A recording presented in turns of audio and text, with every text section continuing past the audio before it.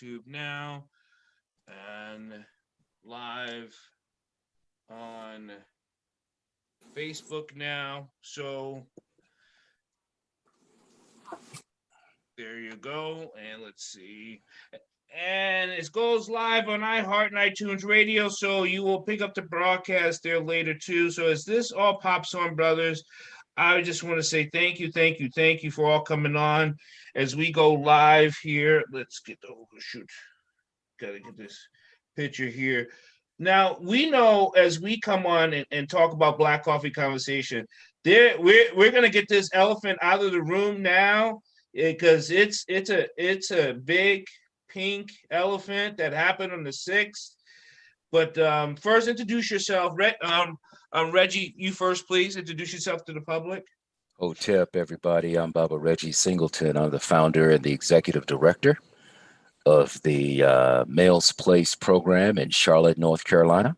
We focus on mentorship, agriculture, and social justice with Black boys from the ages 12 to 18.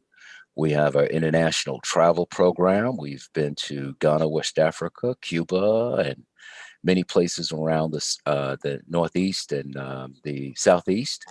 And we're anticipating a wonderful experience that would include dual citizenship and land acquisition in East Africa this coming fall here. So Hotep, and thank you very much. And then Malik, please. I'm Malik Means from Brooklyn, New York, owner, operator, AW Scholastic, and nativeof.com. And Mr. Kelly, please. Kelly Little, founder, CEO of the Urban Institute for Strengthening Families, working with Black and brown boys. Geographically located with my brother here, Brother Reggie Singleton, in Charlotte, North Carolina. Changing the narrative by unmuting the voices of our Black and brown boys and our Black men. I'm not going to go into all of it, but 2021 is the year that we move into our rightful places. That's right. Here to shine, here to shine. And Robert, please. Yes, my name is Robert McSee. I'm out of here in North Dakota. I work I'm a natural healer. I work through the Divine Healing Ministry. We do a lot of healing all over the world, actually, working with, people that have psychosis problems, physical problems, cancer, things that doctors don't know what to do with. We work with them, and we work through the divine, through our ancestors did. So we're going back to the original source of how our ancestors did it, and nobody else can figure it out how we do it. Through this COVID thing, nobody understands why we're not catching COVID and everybody else is. You know what I'm saying? And that's just a belief thing and how you think. You know what I'm saying? So just a little bit about myself. Thank you, Robert. And Charlemagne, please. Hey, what's going on, fellas? And people out there in Facebook, YouTube land. Charlemagne McCarter, the real Charlemagne, newfound radio host, The Brick City, co-author of the best-selling book, When Men Lean In. I'm in the community helping out small businesses. Also trying to get involved with these other brothers from Charlotte, North Carolina here. Trying to collaborate with them. Kelly and I definitely had a lot of conversations about trying what I could do and what we could do to help better our communities. Dr. Dyer, hey, that's my mentor. That's all I can say about that. I just leave it at that. Okay, brother. We know, let's just talk about what happened on the 6th at the Capitol. What are your thoughts? What was it like as you were watching it, being an ex-military guy? And I mean, Kelly military, Charlemagne military, it had to have drove us, it was driving me crazy. It was like, I was like, first, I was shocked. I'm actually glad it happened. Mm-hmm. That is my take on it. I am very glad it happened because we were calling for this. We knew this type of stuff was was coming. It was heated up to happen, and here it is. So what are your thoughts? I started off. From a military standpoint, bro, I'm just be real with you guys. I was pissed. You know, I lost people across the pond. You know, I know people that's coping with so many different things because of the military. Then I have a daughter in the military, current, and I'm like, we fought. Our whole pledge was to fight for democracy. You know, and that's what the oath we took when we signed up for this thing. And the Capitol, you know, like I said, the White House is important. The Capitol is the brains of our country. And all of you military guys, when you try to take out the enemy, the first thing you do is take out the brain. You take out the operation. And like I said, it was hurtful, man. Like I said, I stayed in the house that day. I didn't want to go nowhere. I didn't want to be bothered. You know what I'm saying? I was just like, I just felt so betrayed. And I questioned my service. I questioned my service. Like, why did I do this? Why is my child doing this? Why did I have family members doing this? You know? And so that was my stand, man. And like I said, and I'm kind of in agreement with you, Dr. Dwyer. I'm kind of glad it happened because and I made a post about that. I was like, if you can't see the division today and understand how we're treated versus how you're treated, you just don't want to see it at all. Right, because to me, it was so blatant, and the Capitol, and you're right when it comes to the Capitol. And here's my thought was, because on my take of it, the military, I didn't question myself being in the military. Right, what I said was, this is why I fought for what I did. So this allows you to do this, because if we was not a democratic society, this would have been no way you could have done it, right? Because you would have been mowed down. So having whether with morality issues are different, but the right to even have a thought to do it, that's democracy at its best. I mean, we have good times in democracy and we have bad times in democracy, but it's still democracy. What you saying? My response was delayed, right? So I was in the office grinding, getting texts about what was going on. And so before I could even really, I was like, man, they was like, are you watching this? And I'm not watching. I'm literally in the office grinding. Get home, go through a little, matter of fact, it's crazy because Wednesday the 6th, I turned 50 years old too. So I went through a little birthday thing first. And then, like, I see this, appreciate it, fellas. And then I see this on the news. And kind of like you, Doctor, I was like, all right, we put our life on the line so people can, you know what I mean, voice their opinion. However, for me, I cannot differentiate the response. You should be able to do this, but at least we not forget what happened when the BLM movement was in town. Right. It was a very different response. And to your point, when you look at what they breached, where you got the Pentagon and all these critical components there, and you're telling me that you can't make a response that secure that, and man, ain't nowhere in the world you can tell me we didn't have a better job of an outer cordon, an inner cordon. You got barriers up. I see literally officers having conversations with them and essentially like, come on in. And then, of course, you see the ones that go through the window. But like, how does somebody sit in the, in number 45's chair, because he will not get that other word from me, and sitting there as long as he did without any folk getting in there and apprehending him? And then how long did it take them to be able to contain those guys that did that? I'm actually sickened by this. You know what? I'm not surprised. This is white privilege at its best. At its best. If anybody ever wanted to know what white privilege looked like, Wednesday showed you that. Yeah. All right. So Kelly, I turned 50 Wednesday. I mean Tuesday the 5th, January 5th is my birthday. Oh, that's crazy. So Capricorn brother. Happy birthday, bro. Exactly. But I'm watching this, and one, I don't know how anybody can be surprised. What I was surprised at though was this was like announced, like on Facebook, on all these social media platforms.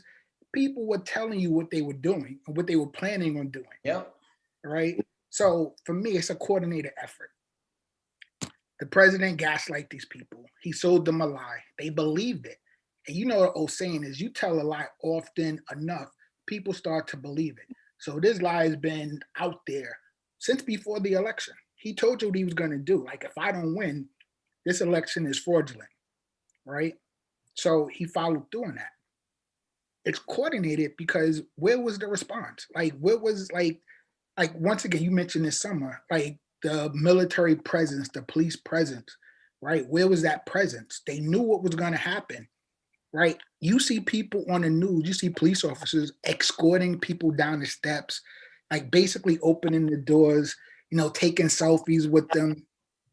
Like, this is America. Like, that's what I kept, that's, you know what, that's what kept going in my head. This is America.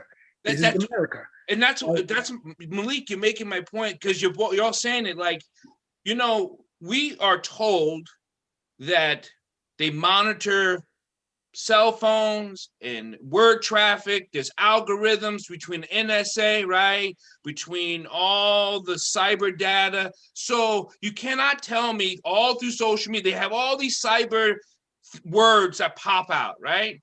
So it must be like an NFL scoreboard, things just ripping off, and everyone in cyber village or cyber technology that works for the government must have been like, you see this? And they're like, yep.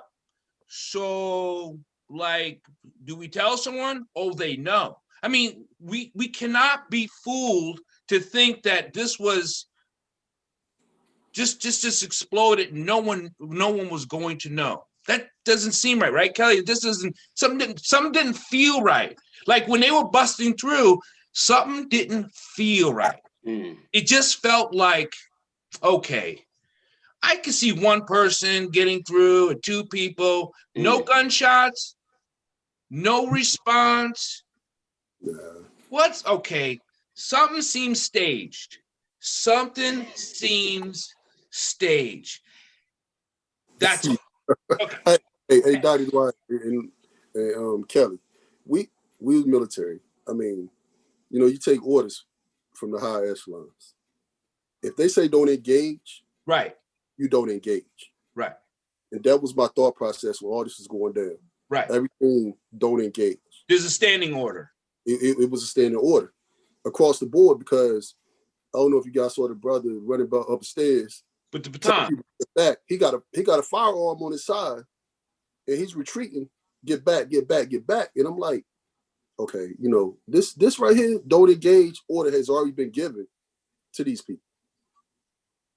Or are they all just that afraid of them losing their jobs? Because what happens of when they do engage, but that only happens when it's Black people. You can engage when it's black skin, and you'll just get slapped on the wrist and get put on leave. You know what I mean? And vacation.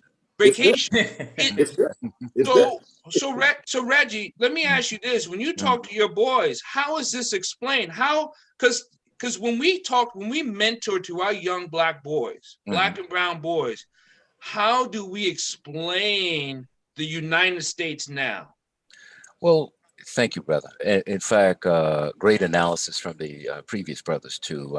We put it in context. We look for contextual knowledge and information. And this, for us, and we had a great discussion Wednesday night. We happen to be meeting every Wednesday from 6 to 8. So it was very timely. And we were looking at America's words. We were looking at what America says. It's and you know, they say that we are a beacon of hope. We are a light on the hill. We are a nation of democracy. We're a nation of laws. So we saw just utter hypocrisy. Right. utter hypocrisy. And so we went further on Brother Malcolm's chickens coming home to roost.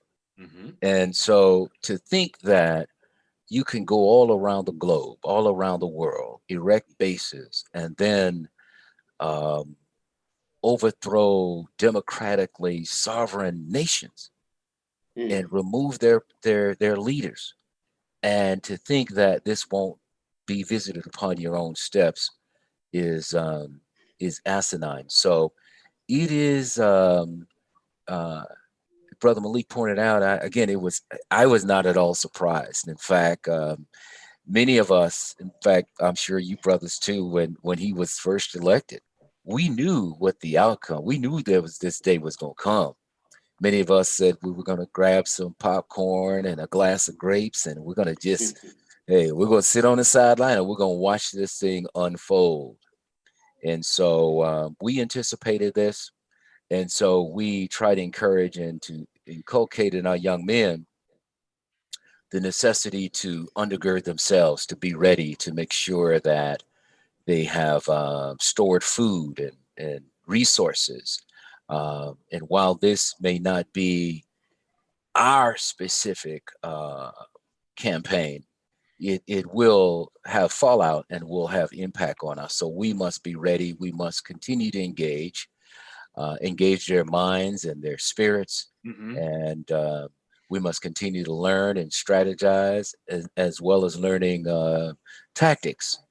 And so this was no surprise. And I will say this, and I hear you all implying it to an extent, that this was more than just 45. I mean, there was a coordinated effort here, it seems. And I noticed that the chief who was over the Capitol Police has resigned, and in addition, but he should have been fired and not allowed to resign. He should have been fired and charges brought up on him, he and the sergeant of arms and those others that may be complicit, because you can't just take selfies and stand aside and allow this kind of thing to go on. So it was an incredible. The very thought of what's happened to us in the last year, the last 5 years, has been an incredible piece of history to live through. That's my point. I actually believe I'm writing a piece called The New Birth. I actually believe we're in a new birth of democracy. We're in, and you said it, 2021, this may be the new dawning.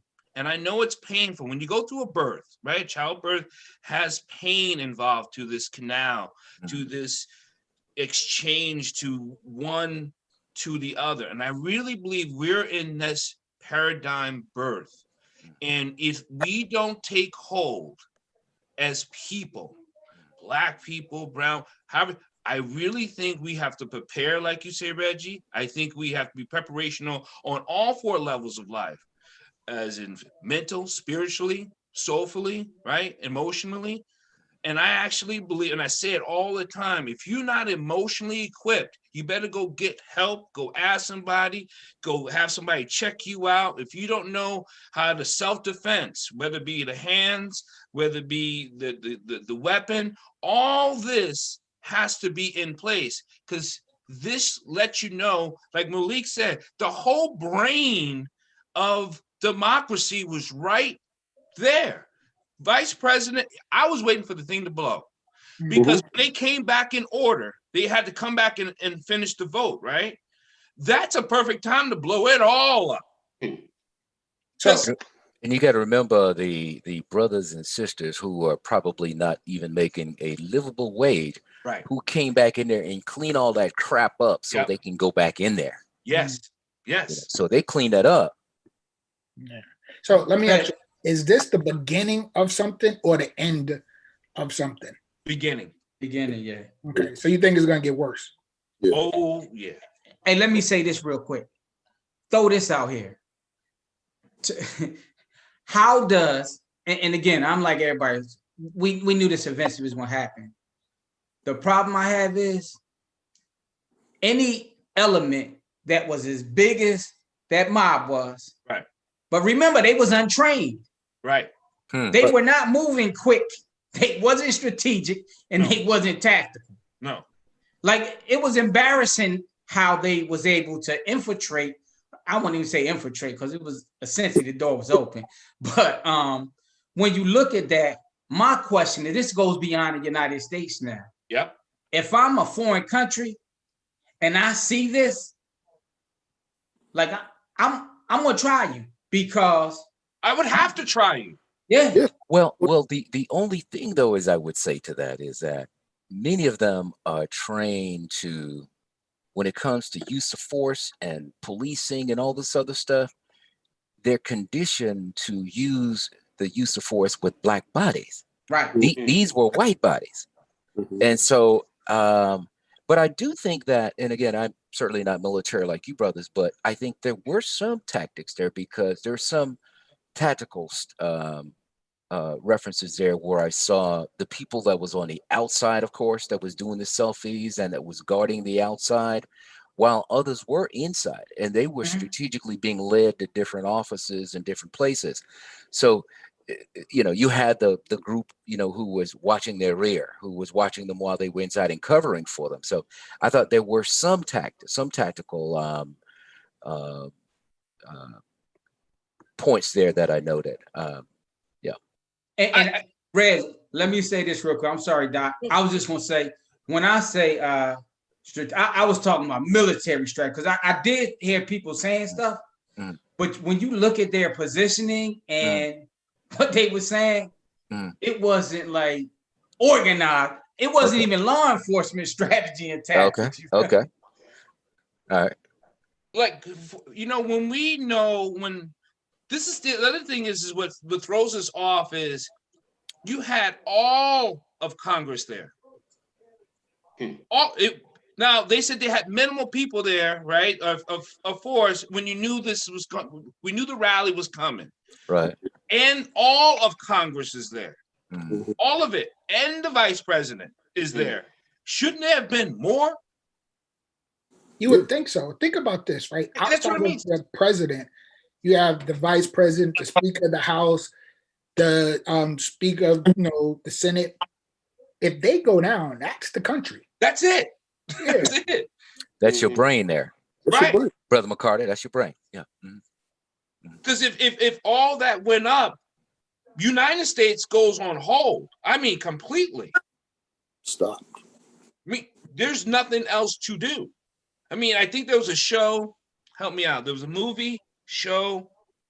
This sounds like a sci-fi picture, but Like it was Lone Survivor, something like that. Designated that's it. Survivor. That's what. I know exactly what you're talking about. Yes, Lone Survivor, where all of the Capitol, it all blew up, and there was one lone survivor. He became the president, blah blah blah, and he has to get the country back in order.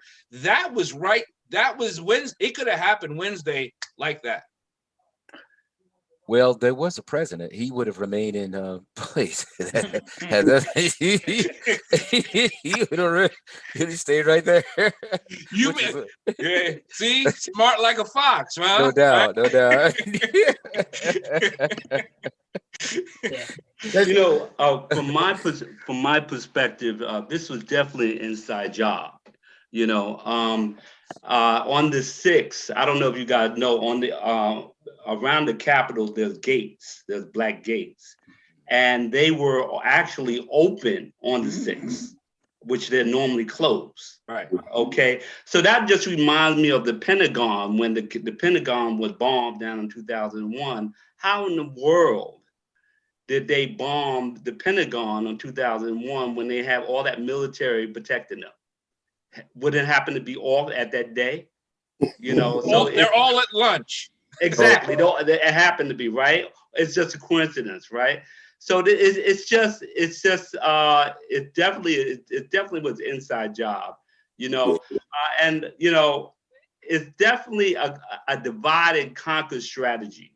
You know, if you look at our history, okay, through the Africans, through you know, everywhere, Iraq, whatever, it was always the conquer the Native Americans. It was always that divide and conquer strategy. the white against the black, or whatever. It could be the different tribes or whatever, the different Iraq. That's how they use, it's a distraction. That's how they created ISIS. ISIS was created to create a distraction, so to get an excuse to go in there and to evade, right, to protect these people. But all of a sudden now, after you protect these people, not only that, you evade Baghdad, you take the riches, all right, and then you keep a military base there. Okay, so after a while, you just start seeing, I changed my tactic, and after I started reading this history, this so-called history, because a lot of times when I started reading our true history, our Moorish history, because I come from a Moorish background, okay, I started realizing, I'm like, wait a minute, they're not giving us all our history. They're not giving even the American history.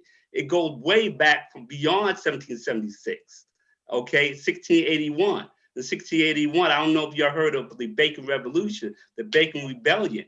Okay, these is where the blacks, so-called blacks, and the so-called whites came together against the elite in 1681. Right, that's not mentioned in our history book, and there's a reason for it.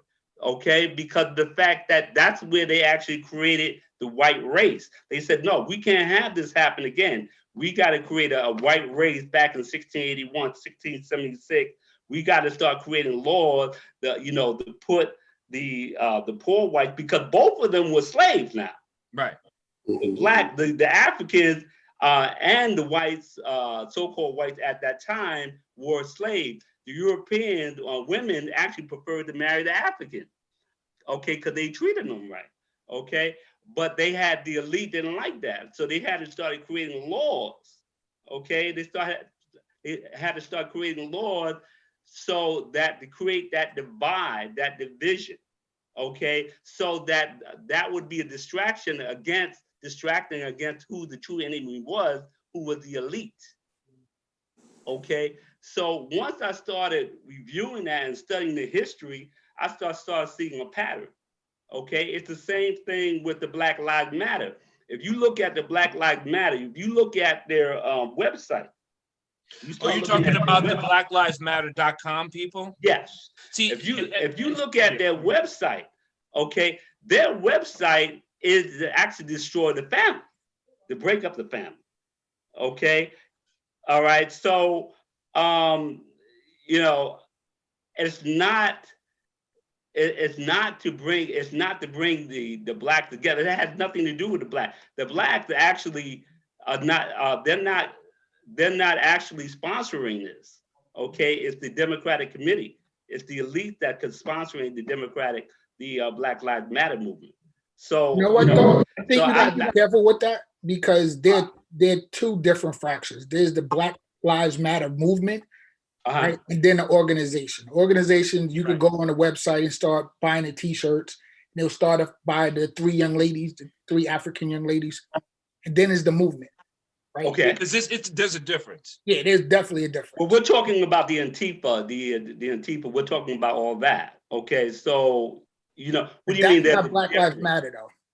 And yeah, Black Lives. I want you to put that information out, because that's just not true. I can give you documents to say that. I mean, I don't just put out information, brother.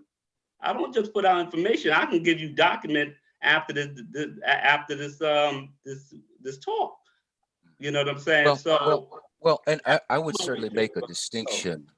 I would like to add to that. I would certainly like to make a distinction that I would not compare the enslaved experience that the black man and woman experienced starting as early as 1619 to the poor, wretched white folk who we know that capitalism has exploited as well. Also, even when you look at the experience that the Irish people experience here, treated very, very badly, brought here in ships as well. But the chattel slavery experience, which is extremely unique, unprecedented, and therefore even our experiences today, it still have repercussions from our enslavement experience. So I would not compare or I would not call what white people experience as enslavement. I would certainly say they were exploited and taken advantage of, as they are today. Those were many of those entitled white racists that we saw on the lawns on Wednesday. These are the same people who feel entitled, and even with all of their privilege. Can you imagine having all that privilege, having such a head start, and still not be able to do it yourself? Yeah. And so, To yeah, Reggie, just wanted to make a distinction there too. Yeah, but let me interject. I wasn't comparing the two. Okay. Okay, I was not. If you notice, I just said this is regarding the divide and conquer strategy. Okay, brother. But I was not comparing the two. I would not compare the two. Yes, sir, brother. Okay. All right. Thank you, brother. Hey, brother Rob, I want to add just one thing, Baba Reggie, to your point. What we also got, and this is not for you all because you know, but some people may not know, those Irish, those Scottish, and those Italians at that time was not even classified as white. Exactly. Correct. You know That's what I said earlier. Exactly. Right. That's what I said earlier. Yes. And so for the audience, right, we got to remember, they give us a key, but they changed a lot. Right. Rather frequently. Right. Correct. So I also feel like we got to understand that this is a war. We may win certain battles and we're going to lose certain battles, right, but the war, continues. Yeah. I mean, and I think this is why history is so important, because you see a pattern in history. So that pattern is repeating itself. We elect the first African American, president, and then the backlash of that is Donald Trump. Donald Trump, right? That was a backlash. That was the backlash, right? And now that was a straight up temper tantrum. Yeah, of course. Now after that, obviously Biden, is elected, and he has an opportunity to go down as like the next LBJ if he plays his cards right. Right, but there's gonna be a backlash to that. Like we can't get comfortable because the elections in Georgia were in our favor. The Biden got elected. We can't get comfortable in thinking that we accomplished something because the war still goes on. It still goes on. I think we can't go to sleep thinking like, oh, it's over. And I think that's why we got to keep enlightening these brothers out here and then saying, there's still work. Listen, there's work to be done. It's like getting your kid up from it's Saturday. No, we got to rake the yard. We got stuff to do. If I could add though that to Brother Robert's point, and one of his most beautiful basic points, is the necessity and the importance of the Black family. Because again, if you don't have the Black man, the Black woman, the Black children, particularly the Black man who steps into his purpose, who leads and who guides, and not allow these varying forms of family and family structure to be deterred by that. We have to, if the Black family is not right, the community and the village will not be right. And so there are forces out there to disrupt, to present different forms, and our people are being very susceptible to a lot of what I call flavor of the month. Go ahead, Kelly. I was just gonna say, so as you brought that point out and really tied into Brother Robert's foundational piece, one of the things we got to talk about when we talk about warfare, not everybody, but most people think the physical battles, right? Warfare starts up here first. And so I speak to that because that disruption, that confrontation, that's a distraction. Yes. Is what's separating the Black family and right before our eyes, because we say, okay, we got social services, you got child support, and you got the prison industrial system, which is supposed to be a state institution, which is a private institution, Federal Reserve, private institution, social services, for instance, all great meaning people individually. But from a policy standpoint, this is the systematic breakup of the Black family back in the 60s. That's when you had your prison industrial system. Child support was taking the men out the home. Yep. So the damage is on multiple fronts. And then they wonder why we don't want to take this vaccine that's getting ready to come out. Like they forgot all about what happened when they were shooting black men up with gonorrhea and all other kind of things. There's a psychological impact. And then lastly, I'll say, what is the symbology saying? What messages are you, because again, when something happens like this, there are images that we project on the television that goes across the media, which is nothing more than psyops in the military. Right. We're going to condition you or socialize you to believe this. And then we're going to expect you to forget that we talk about communism, but capitalism, right, means somebody's going to benefit at the expense of somebody else. Yeah, someone's benefiting other than you. And that's why I think we, as black men, black people, or people, you have to stop falling trap into a party ideology. Democratic Party, Republican Party. Man, those are all games that they keep you chasing your tail. Stop chasing your tail, man, and start being a person and a human being in this society and get to work. And stop thinking that a party is supposed to be your party. Hey, fellas. Yeah. Let me toss this out here. So, I had a conversation with somebody after Wednesday, after I calmed down a little bit. I was like, yo, I said, do you really think this is about the parties? Because here's the deal. It was already taking place. But when Georgia pulled that trigger, that's when they's like, okay, we got to do something different. And their fear factor started coming in. And this is my ideology about the whole situation. We, and I understand the parties, whatever, it's most of us Democrats than not. However, we're more visible in Capitol Hill now than any other time before in history.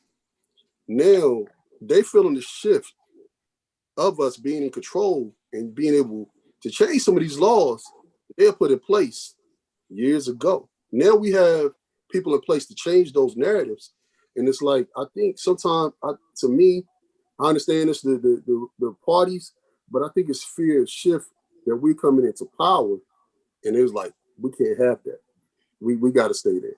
And like I said, as long as they're in power, hey, we good. But we started to see the shift in our country. Nah, because now we could tell our kids, hey, you could be a president, because we had President Obama. You could tell your kid you could be a senator. You could tell your kid you could be a mayor. Because look at these prominent positions now that we have been, that was before it was just a dream. Now it's reality. And now they see the shift. And I think it's more fear than anything. That's what my thing is.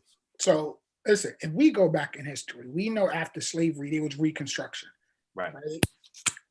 Black people, like African Americans, former slaves, had the option to vote, and they voted in mass, right? And they elected Black senators, Black Congress people, governors, mayors, right? And that's probably the most productive we've been after slavery. After that, though, Jim Crow, right? So there was a pushback from all that, power and influence that they saw us, us as African Americans have. Also, Reconstruction, that's when we built our own stores and we had our own things. So if I'm following your line, Malik, there's another Jim Crow coming after this. But is that what you call it? Well, here's what I will say. If you know your history, you can learn from it. So we know that's what they're proposing. But listen, there are more Black people. If Black people if their vote wouldn't have been suppressed in the South would have been blue a long time ago. Yeah. Right. So long as we know that, we have to utilize our power, and that's what the vote. So my point is, we know there's two major parties, the Republican and Democrat. What we got to do is take advantage of that system, right? We got to start forming super PACs. We got to start pouring some money behind these candidates. Who's our candidate, right? Who's going to court our vote, right? Yeah. Collectively as a voting bloc, who are we voting for? Who has our best interests at heart, right?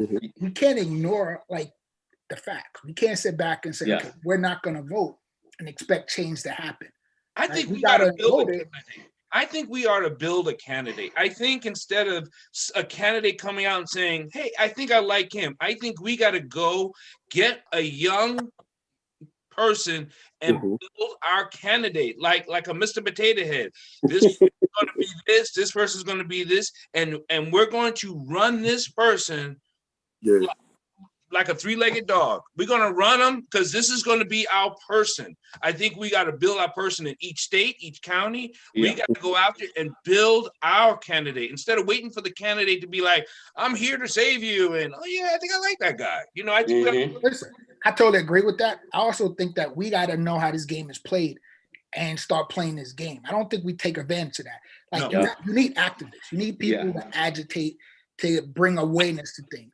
But you also need people on the inside who are able to pass policy, right, to make effective change. So we got to do that. And all politics is local. So let's start in our local, communities, right? Do we run our community boards? Do we run our school boards? Right? Like, let's start there and then start expanding that out. I'll add one other thing to that, Brother Malik. And Dr. Dyer, I definitely think we need to prepare our people to walk down that path. But before we can even do those things, we got to start hiring and putting our money together and practicing. We're going to go to Kwanzaa, cooperative economics, so we can hire a lobbyist, right? So that we can create precedents for what we need. And then we get our politicians, because once we get the lobbyists, then we can bring who we need in. And to everybody's point, we got to understand that, like, it's not going to be one or two. In order for us to make a change, we have to have enough people who can infiltrate the system and, to your point, embed things in policy. Because we get great leaders. When that leader lead, if policy has not been enacted, then it goes and reverts back, because power always try to auto correct itself. Exactly. Reggie, you were going to say something. Yeah, I was going to just add that, particularly in line with what Brother Kelly said, the importance of incorporating a value system, the Nguza Saba, as well as a code of conduct in how we should behave. Yes. Now, if and when we get ourselves together, we could buy a candidate. I mean, this is what other smaller ethnic groups do. I mean, Jews and Asians and all that, they look for certain characteristics in certain people, and they buy the candidate. They buy the candidate. But ensuring that there is a code of conduct and value systems in which we all work from cooperatively, then there's also accountability too. This should not be an individual who come and take our votes, who exploit us, and then think they can come back to the community with no recourse. Yeah. We're the only people that would allow you to come back in our neighborhoods like that. And so there must be accountability, and we must hold them accountable. I joined the Leggett group because of that same reason. Vince Leggett is a lobbyist here in Maryland. And I did that so I can work on policy for that person and develop policy for our communities. Anthony, I see that you're on Facebook, and I know you're really saying. Anthony says, politics is based on the art of compromise. As we prepare and build those prospective candidates, you have to ensure that they have to be great in skill of compromise. I'm not. Yeah, I don't agree with that. Yeah, I don't agree. And maybe it's because it's semantics. And what I mean by semantics, I don't believe in so much compromise, but I'm not going to just roll over because of this to give you that. That's what I mean. So roll over, bend over. Right. No, whoever's going to meet our needs. Right. So that's not. I don't really call that compromise. Not compromise. No. I just. Yeah. That's why we can't word go. I'm looking for. That's the only thing I'm trying to look for a word, and I just don't think I have it in my head. But I don't think it's compromise. Yeah, I mean, that's why we can't go on Democrat or Republican. We have to stop acting instead of reacting. A lot of your brothers hit the point, and really start instead of being emotional, and I'm not saying all of us generalize, I'm not going to generalize, but stop being emotional and start doing our research as far as who's going to benefit all of us. Who's going to benefit us as far as the family, as far as, because if we look at, when I started looking at both sides, Biden was calling Trump a racist. But if you start looking at, when I started looking at Biden's record, okay, for 47 years, Yes, okay, sir. he's the one that implemented the 1994 crime bill, okay, that had more African Americans, that Clinton signed it, had more African American put in jail than anybody else. Right. Okay, he's the one that called us the predators. Oh, I think that was Clinton. Hillary. It was Hillary, but he did. If you listen to listen to his speech supporting the crime bill, it wasn't good that he was talking about, As well as segregation. Yeah. Yeah, exactly.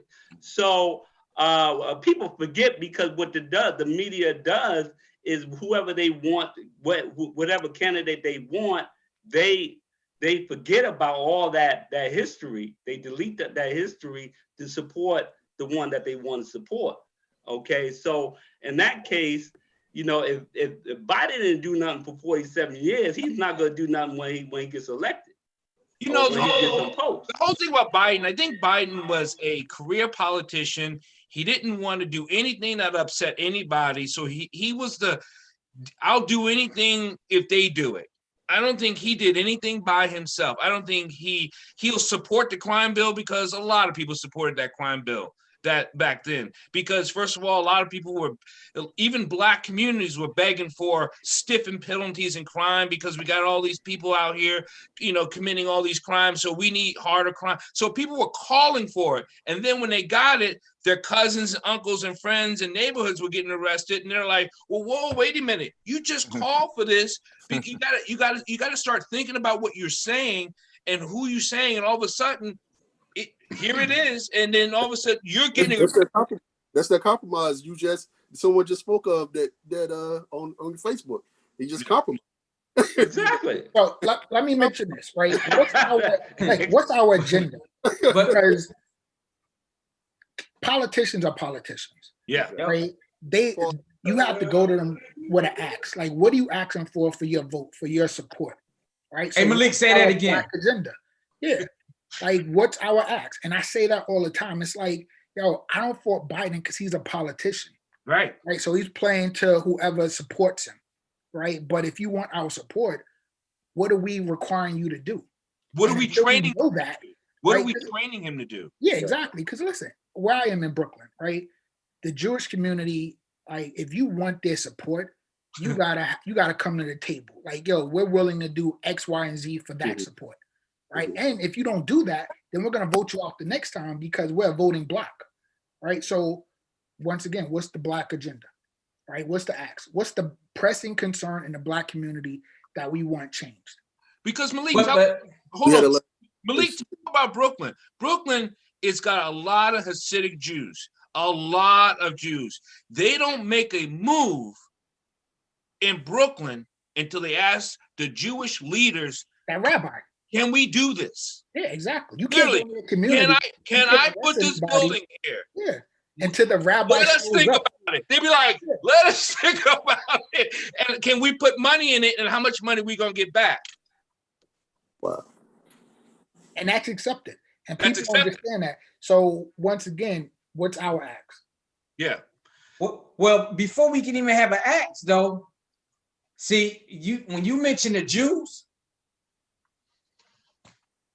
whoa, is that? Now we still hear you, Kelly. Okay. When you mention the Jews, thought he got dropped. I know we had Teddy Riley going on. when we mention the Jews, they all operate together. This goes back to that distraction. So I'm looking on this line. I see West Indian, I see African, I see African American, I see Morris, I see, you know what I mean? And so we have to get beyond these tags that we've been given and operate as one entity. And so they played on the so-called Willie Lynch letters, Yeah. and all those things that cause us to operate against one another, and we got to get out of it. But and just as much as we talk about paying attention to history, we got to make sure we got to go to the history that predates the narrative that we've been told, that we only came here through chattel slavery. That's what I was saying earlier. Exactly. Yes. But where does that start? Like, are we educating our children? Right? Listen, we educate our children. Listen, let me just say that there's a great podcast. If you guys get a chance, it's called Nice White Parents, right? And it basically breaks down the racial disparities in education, and it only talks like New York City, right? But if you listen to this podcast, it tells you who's educating our children. Is it us, right? Do we have a seat on the community board or on the board of, the board of elections or anywhere, the board of education? Do we own that? Do we set the curriculum in our own schools? No, have we set up our own independent schools that are educating our children? So I think we should do more. And I think with this pandemic, I think this allows us, where all these empty buildings, I think this is time for us to rise and take back. And so we can take these buildings and start putting our businesses, our communities, and our schools. That's what I think. I know we have the disposable income, because Christmas, you got all these knuckleheads going out and spending trillions of dollars that are broke out. and they're buying all this. Yeah. Hey, they bought PS5s instead of buying a kid, Chromebooks for school. Right. And like I said, like Malik said, I think we have to have a conformed census of what we want. Is that that's the whole problem. Until we figure that out, we're going to continue to have these conversations monthly, because we don't have a consensus of what we want and what direction we want to go, because we pulling against each other, and like I said, because our backgrounds are different. My background is different in North Carolina. You guys in New York, guys out west, North Dakota, all these other places, we got people everywhere, and their backgrounds are different in how they view their livelihood. So therefore, we have to view our livelihood in the place we're at. Yeah, how we gonna move forward from that? And I think that's the major issue, because like Kelly said, we got so many different demographics of people just on this podcast. You know what I'm saying? Just here. So imagine broadened out to millions of other people with the same skin colors as we have, but from different backgrounds. How can we collectively come together?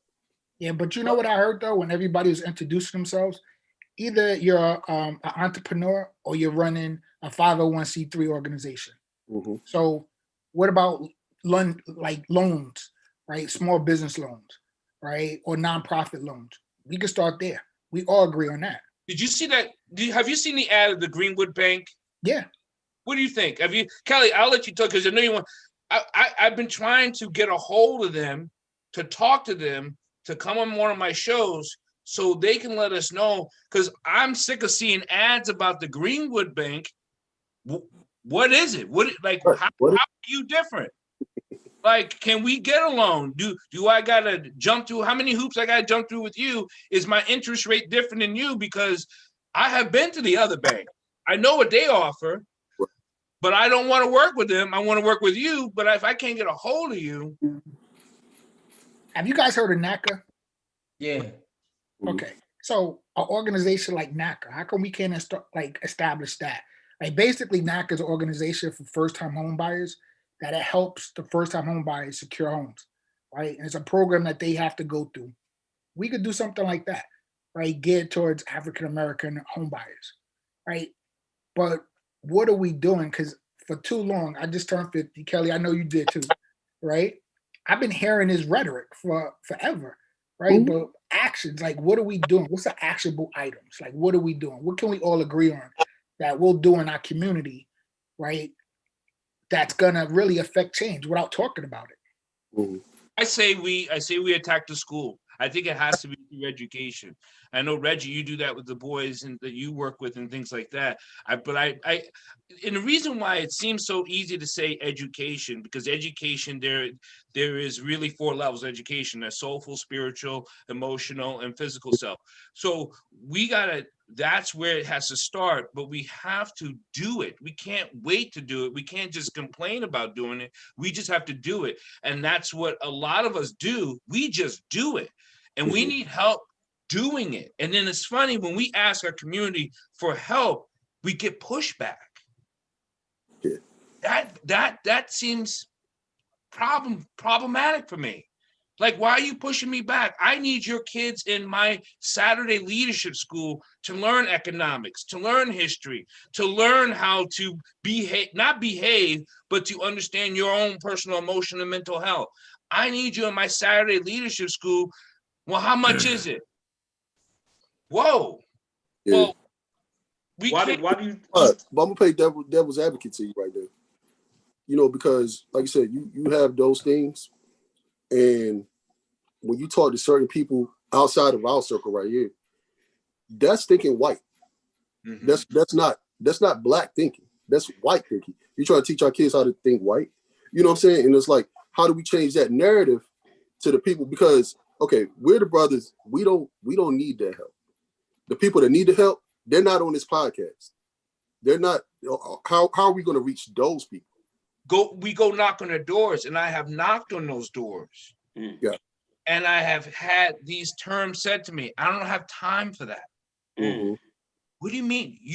Your time, wow. When is your time? Right, yeah. So that's what I'm saying. When is your time? When your son's been arrested? Yeah, when we got the girl is what? Tell me your time. When is a good time for you? Hey, Exactly. have you guys heard of the Harlem Children's Zone? Yeah. Okay. Harlem Children's Zone, right?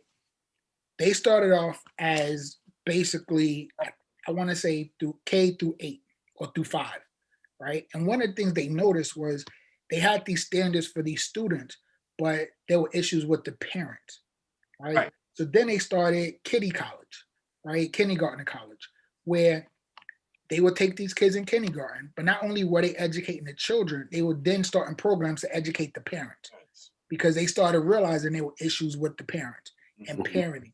So like parenting classes, right? So that's a great model, right?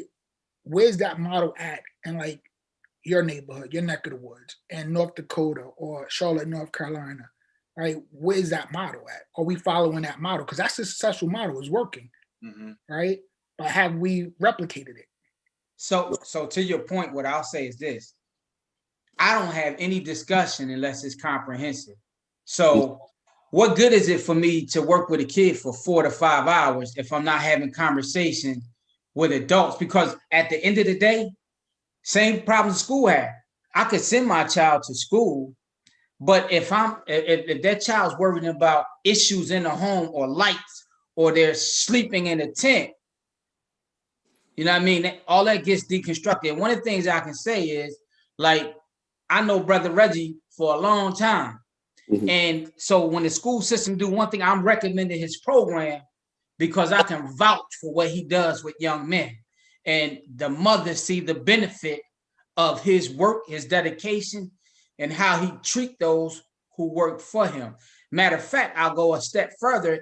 I can even say that him and I was on a violence prevention committee, and they was moving in one direction with all these professionals, some of them who look like us, who were doctors, and they were speaking contrary to what we said. So eventually what we did, we took over the meeting and we took over ownership, and we knocked on doors in neighborhoods. And those are the things. The question is, to your point, Brother Malik, for me, I felt a misalignment where I was working at, which is why I do what I do for myself. Right. And that misalignment came from somebody who looked like me, who was at the head, and I'm not selling my people out. No. Won't do it. Right. And when you get right with yourself and master yourself, then we move out of the Western philosophy and methodology of ego, id, and super ego, because we are a collective people. Because That's that cyber thing you're talking about. That's what that divide that Robert was talking about. They're dividing to what you believe that you think you are. Listen to me. They're dividing what you believe you think you are, not even what you truly are. They're thinking you something, and they got you divided even in that. Yep. You know, so you have to peel back all the misinformation that they told you that you thought you were. You got to then conquer yourself for what you believe that you think you should have been, and really come to who you truly are. That's a Know lot, thyself. and that's a lot of digging for a lot of brothers to, you know, what's that Michael Jackson song, The Man in the Mirror? That's an illusion. You know, what you looking at is illusion. They got you believing you are, not who you are, who they believe. You know what I mean? So that's work. Or what they need you to be. Yes. In order for their systems to sustain itself, they need us to be and behave and to think a certain kind of way. I also want to thank Brother Kelly for your facilitation and your support with our young men and our families too, brother. Thank you. And Thank you, brother. I think the what we've tried to do is through our after school and weekend activities. That's where we really try to cut our teeth with our young people. There is a battle for their time and their minds, and ultimately their behinds, as they say. But so we, through the after school programming, the weekends, through the mentorship, agriculture, social justice. In fact, we refer to ourselves as the Males Place family.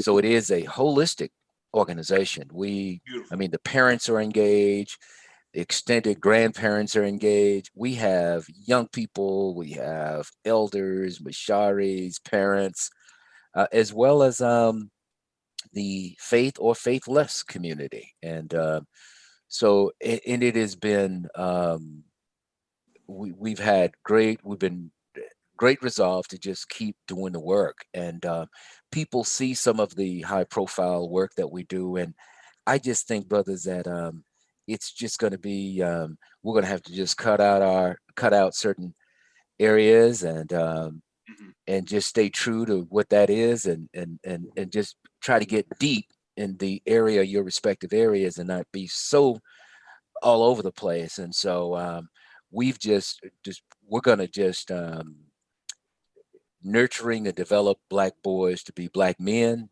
and then nurturing Black men to be elders. That's our focus, and we don't retreat from that.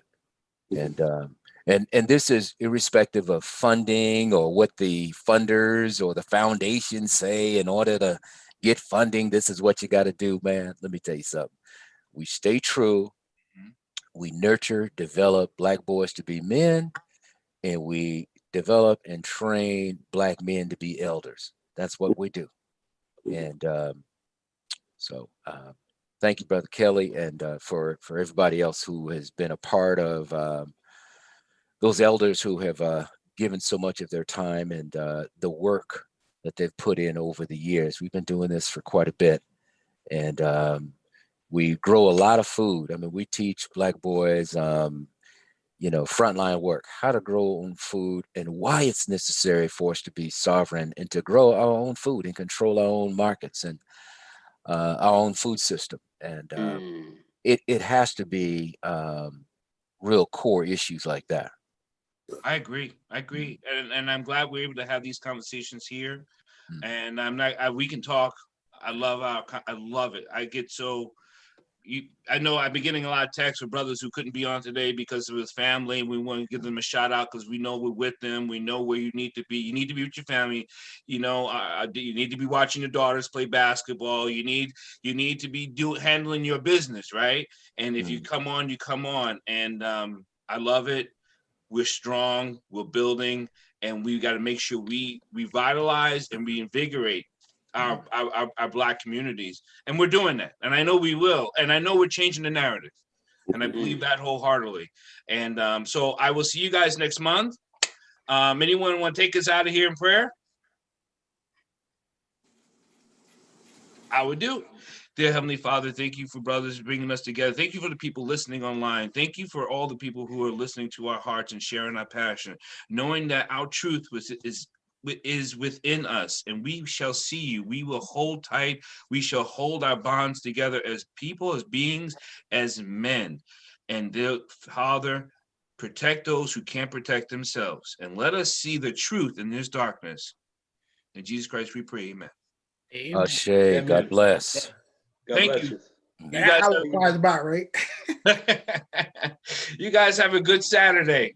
Hey, Vinny. I sent somebody a shout out on Instagram. So y'all Charlemagne on Instagram. Yeah, I'm following you too, brother Charlemagne. Okay. All right, Peace man. and love, All brothers. right. All Wanna right. connect? Let's stay connected. brothers. All right. Peace, brother. Hey, brother Robert, man, you need to send some information because you got some holistic stuff going on. That's always a good thing. Oh, definitely, brother. Yeah, give me your let me give you my phone number. You could it's 410. Can you put it in the chat? Yeah, sure. So send it to the text, please. Yes. Okay.